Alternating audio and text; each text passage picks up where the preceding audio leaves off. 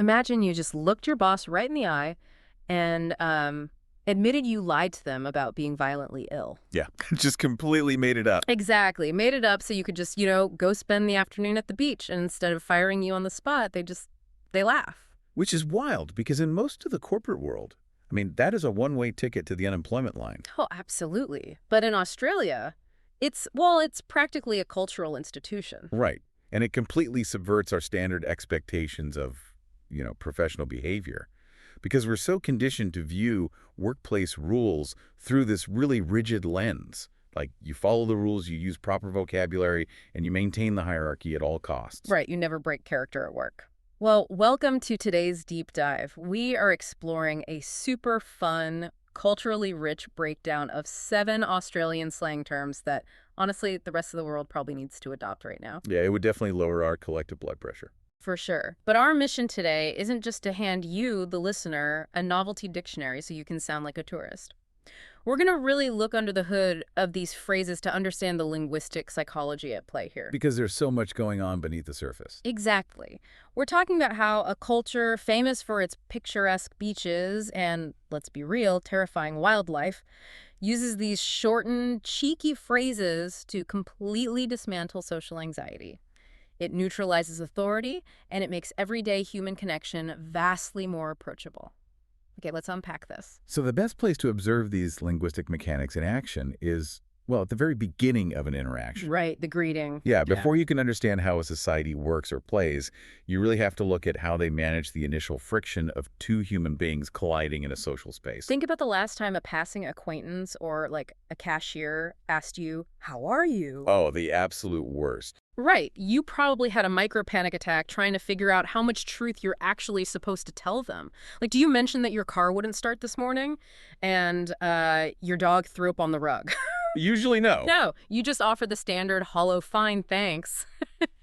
It creates this immediate social friction because it's a loaded question. But the Australian alternative completely bypasses that trap with a very simple, "How you going?" And what's fascinating here is the functional utility of that phrase, "how you going," acts as, well, linguistic WD-40. I love that. Linguistic WD-40. Right. It just smooths everything out. It's completely decoupled from any serious inquiry about your actual mental or physical state. It's used indiscriminately. I mean, use it with your closest friends, the barista, or just a complete stranger on the street. So is it essentially the Aussie equivalent of the American passing nod and like a quick, "What's up?" Exactly. Where listing your actual problems would be a massive social faux pas. Right. You aren't opening a door to your personal life. You are just acknowledging the other person's existence in a way that, removes the pressure to perform a whole summary of your day. And by softening the intent of the question, the culture immediately lowers the stakes of the interaction. You're simply being acknowledged in a warm, unburdensome way. It sets this incredibly relaxed baseline of approachability. And once that low-pressure baseline is established, it completely paves the way for a deeper kind of interaction. Which brings us to the concept of having a yarn. Ah, yes, having a yarn. And just to clarify, the source notes, this has absolutely nothing to do with a physical ball of yarn. Good clarification. Yeah, in a hyper-connected, deeply transactional world where every single conversation feels like networking. Or just trying to get to a point as fast as possible. Yes, exactly. Yeah. Having a yarn is the behavioral opposite of that. It literally means chatting or sharing lengthy stories in this entirely unhurried way. Notice the temporal mechanics at play there. The defining characteristic of a yarn is the deliberate suspension of time. Wait, say more about that. Well, you aren't exchanging information to reach a conclusion or, make a business decision. The exchange of the stories itself is the objective. It's the conversational equivalent of stepping off a treadmill. Like sitting on a porch with a cup of coffee where the clock just completely doesn't matter. That's a great way to put it. If you ask someone where they were all afternoon and they say, "Oh, I was just having a yarn with the neighbors," it implies an immunity to the clock.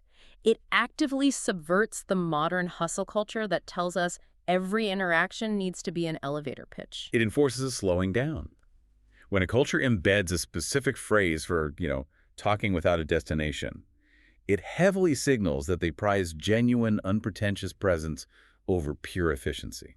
But, okay, this extreme emphasis on relaxation creates a bit of a paradox, doesn't it? How so? Well, if everyone is prioritizing low-stakes greetings and spending their afternoons just having a yarn, how does a society actually get anything built? I mean, the roads need paving.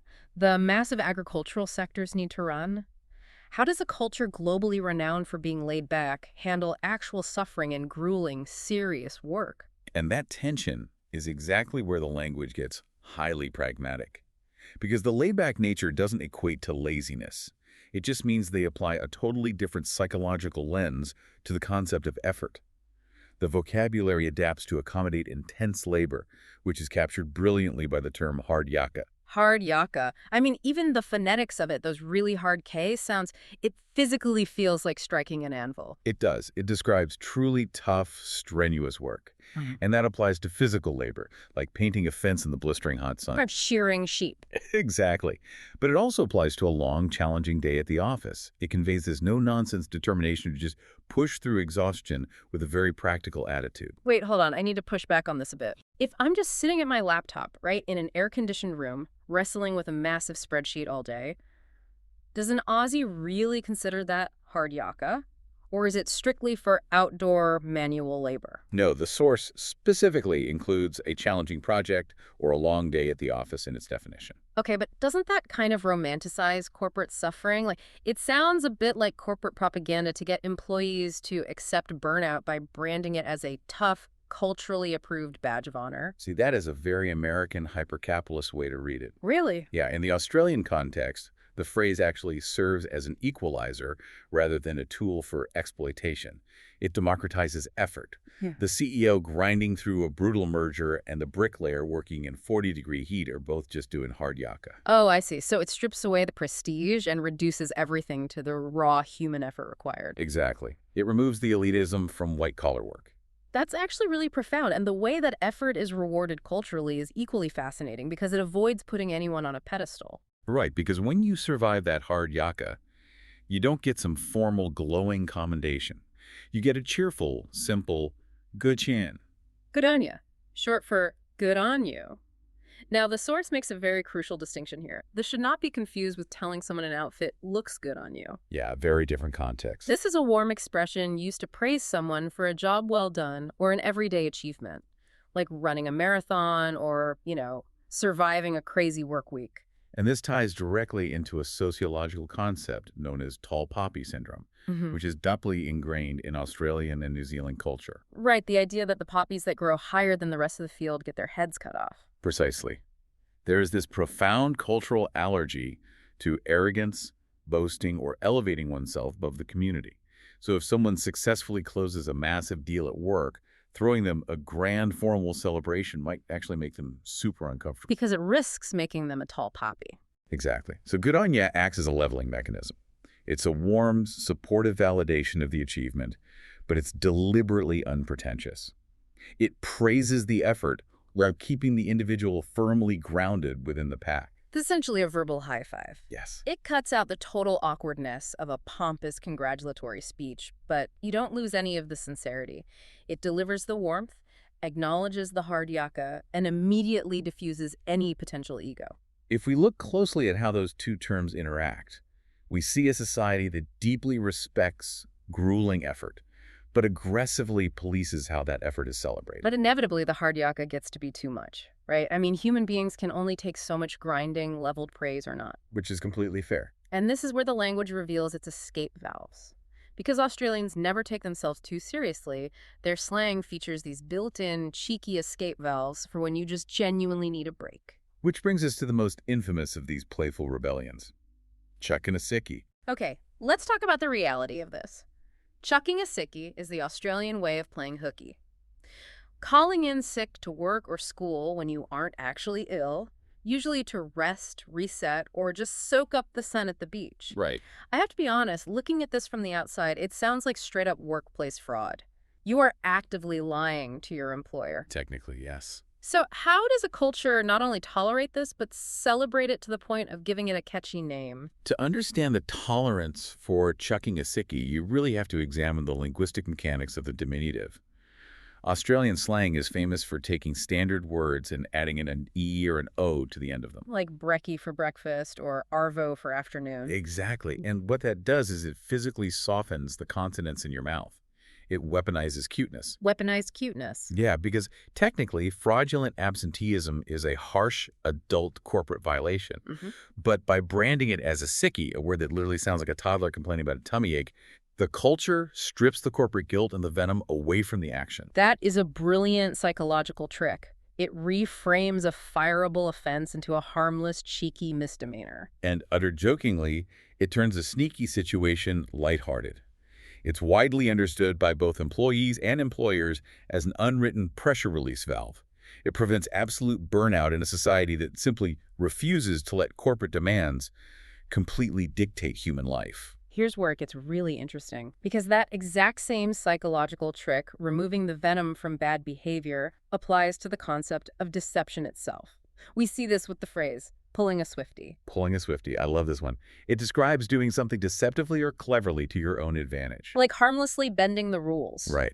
If a tricky salesman slightly overcharges you or a friend uses a weird loophole to win a board game, you might say, did you just pull a Swiftie on me? It sounds so entirely different than saying, did you just defraud me? Or are you cheating? If we connect this to the bigger picture, it's about admiring the sleight of hand rather than condemning the malice. When you accuse someone of pulling a Swiftie, you are acknowledging the deception, but you're doing it with a wink. It's the linguistic equivalent of watching a street magician pick your pocket, or like executing a clever life hack. You might be missing your watch, but you just have to tip your hat to the cleverness of the trick. It demonstrates a remarkable social elasticity. A rigid culture snaps when rules are broken, but an elastic culture just laughs, calls it a Swiftie, and moves on. That choice to dramatize life with a sense of self-aware humor rather than rigid anxiety is exactly what allowed this hyper-regional attitude to successfully export itself to the rest of the planet. And it culminated in one specific word that acts as the ultimate ambassador for Australian culture. Our final term, the climax of surprise. Crake. It's an exclamation of surprise, excitement, or pure amazement, and it is impossible to hear that word and not immediately picture the late wildlife expert Steve Irwin. The crocodile hunter. Yes. Wrestling an apex predator in a swamp while shouting it at the camera. Don't you feel like yelling crikey immediately makes you feel like you're wrestling a wild reptile, even if the reality is you just stubbed your toe on the living room sofa? Oh, absolutely. And that's exactly what Irwin did.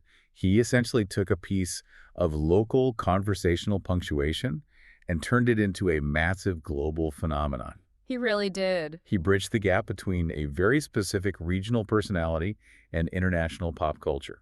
But the true magic of crikey isn't found in the outback, right? It's found in the living room. Because the source specifically notes it's used for everyday surprises, not just crocodiles. Right, we aren't all out in the bush wrangling venomous snakes. Thank goodness. The beauty of this slang is how it scales to everyday life. You don't need a crocodile. You can literally yell, crikey, because you just dropped your keys or, like you said, stubbed your toe. It immediately changes the narrative of the moment. You aren't just a clumsy person who bumped their foot. You are a rugged explorer who just encountered an unexpected hazard in the domestic wilderness. Yelling crikey dramatizes the mundane in a way that is inherently joyful. And that is the ultimate function of all these terms. They aren't just vocabulary, they're tools for reframing reality. So what does this all mean? We started out today trying to understand how a few cheeky shortened phrases completely transform everyday language, and we found a masterclass in human psychology. We really did. We saw how going acts as linguistic WD-40 to eliminate social friction. We learned how having a yarn forces us to step off the transactional treadmill. And we explored how hard yakka democratizes grueling effort, while Goodnian leverages tall poppy syndrome to keep egos in check. Exactly. We unpacked the weaponized cuteness of chucking a sickie and the harmless sleight of hand in pulling a Swiftie. And finally, we saw how crikey turns a stubbed toe into an actual adventure. Integrating even one of these into your vocabulary can make your daily chat so much warmer and far less rigid. This raises an important question, though, about the structural rigidity of our own conversations. Integrating the philosophy behind these words, the willingness to lower the stakes, to praise without pedestals, and to forgive minor rebellions, can make any daily interaction vastly more authentic. It proves that language doesn't have to be a test you pass. It can just be a tool you use to make the people around you feel more comfortable. Exactly. We just saw how Australian slang acts as a mirror for their laid-back, hardworking, yet totally rebellious culture. So I want to leave you with a final thought to mull over today. Take a moment to think about the slang you use in your own hometown or, your specific profession. What do those specific shortened words secretly reveal about what your culture values most? Do they invite connection or do they build walls? And how might they sound to a total outsider?